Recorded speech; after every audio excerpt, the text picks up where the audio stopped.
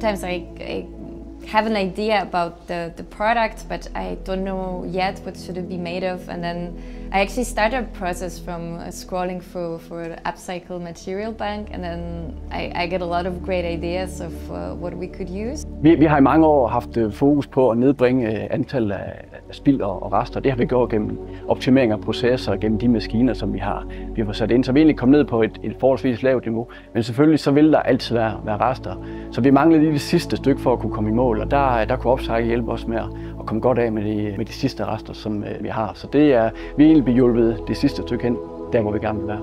We have learned so much from driving this process with airbags and circular materials. We now know that it is easier to source from a partner that already does a little sorting for us. So when we buy leftover materials from the Upcycle, for example, we know that the first phase of our quality check has already been taken care of. So that is actually something that we have learned. Fordelen ved at arbejde med de her materialer fra The Upcycle er, at vi kan få et ensartet produkt, og vi kender den nøjagtige sourcing af materialerne. Så eksempelvis kan vi lave noget som skærebrættet her, som er lavet i virgin-affald fra køkkenbordsproducenter, så vi kender den nøjagtige rejse, som træet har været på, og derfor kan vi levere en vare, som er egnet til fødevarekontakt. Altså, The Upcycle er måske sådan en super ting for os, fordi vi netop er sådan nogle, der leder efter materialer, som vi kan bruge på en lidt anden vis end gængse materialer. Og den her sparring, der har været med The Upcycle omkring materialer, som jo måske egentlig bare har bredt sig mere ud, jo mere kendskab vi har fået til hinanden, som faktisk i starten startede med omkring de her airbags, som egentlig ikke rigtig var et materiale, der var kendt for The Upcycle, men straks så går de jo i gang for at lede efter det. Når vi nu siger, at vi laver verdens bedste bræt, så tager vi udgangspunkt i at købe det allerbedste træ, vi kan finde. Men når det er kørt igennem høvlen, så vil der typisk opstå nogle fejl som udfaldende knaster, og derfor får vi en del brædder, der bliver frasorteret. Og det er jo alt for værdifuldt til bare at sige, jamen det var spild. Vi kigger efter måder, hvor vi kan udnytte det her spild, og det kan blive brugt fornuftigt.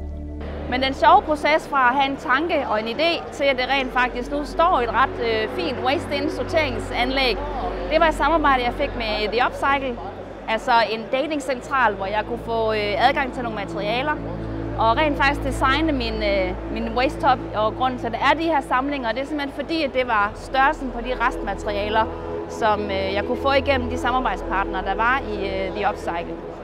Så det vil sige, at selve beholderen er lavet af metal fra Venti, som er også medlem i The Upcycle, som laver ventilationsskakter.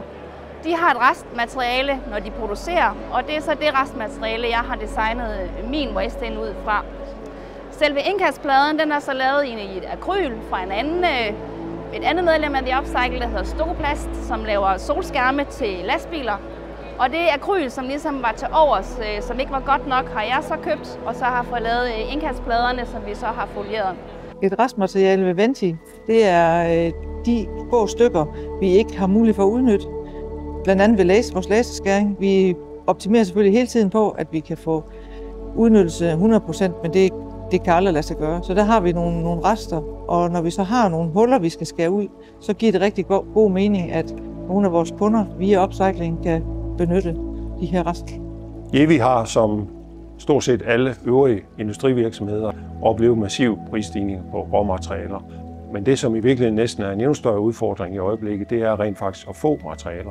Det tænker jeg i virkeligheden peger ind på, at behovet og fordelen ved at tænke cirkulært bliver styrket, fordi alternativet til vores restmaterialer er, at man skal ud og købe nye materialer, som i virkeligheden har måske 6 eller 8 måneders leveringstid.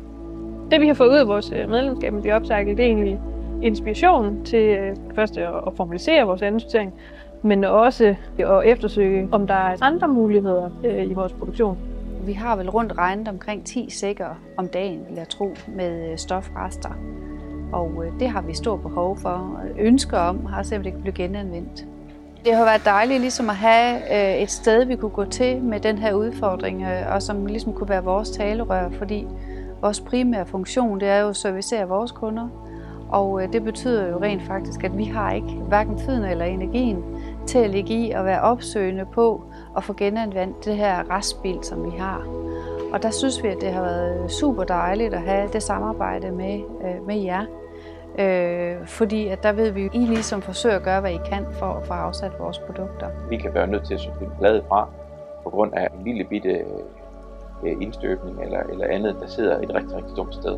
Men derfor kan der bruges næsten en kvadratmeter af det her materiale andet sted, som er alle tiders materiale.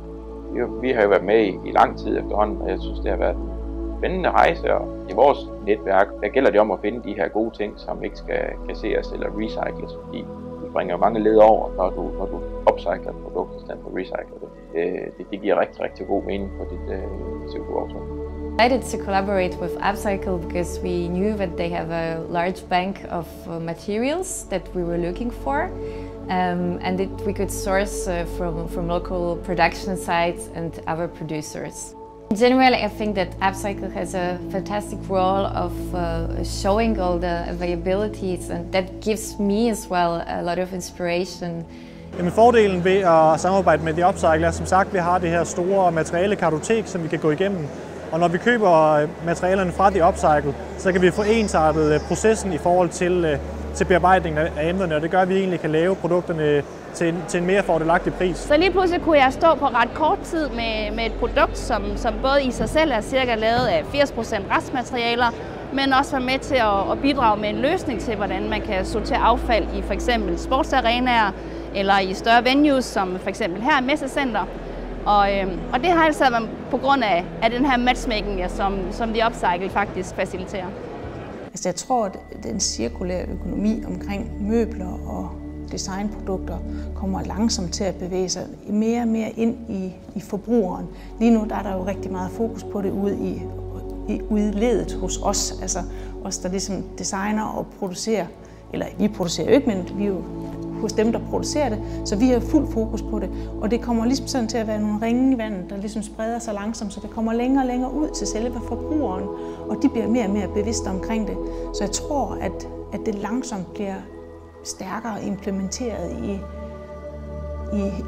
i hele, ja, det kommer til at ligge i baghovedet hos forbrugeren, at det måske også bliver et krav til produktet i sidste ende, at det er det, de forventer. Everything has to start with materials in order to save the resources. So I really like it actually, because in my opinion, maybe that's what Denmark is really good at. And it is of course an extra complexity to put on design and development to start with materials, like saying, what have we got? Before you say, what is it going to look like or how is it going to function, you have to say, what have we got? What can we base this new product on? And I really like that kind of thinking and that skill set, because I believe that we are really good at this.